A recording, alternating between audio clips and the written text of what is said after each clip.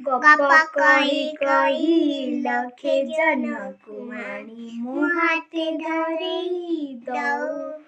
କାହାର ନଜର ଲାଗିବା ଆଗରୁ ତୁ ମୋତେ ଘୋଡ଼େଇ ଦଉ।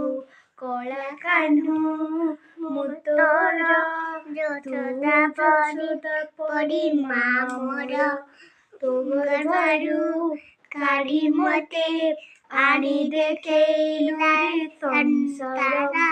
ତୋ ହାତ ମମତାରେ ରହିଥିଲେ, ପାଦ ଧୂଳି ତୋର ନଉଥିଲେ, ମୁଁ କିଛି ଖୋଜିବିନି। ମା ତୋ ବିନା ମୁଁ ରହିପାରିବିନି। ମା ତୋ ବିନା ମୁଁ ରହିପାରିବିନି।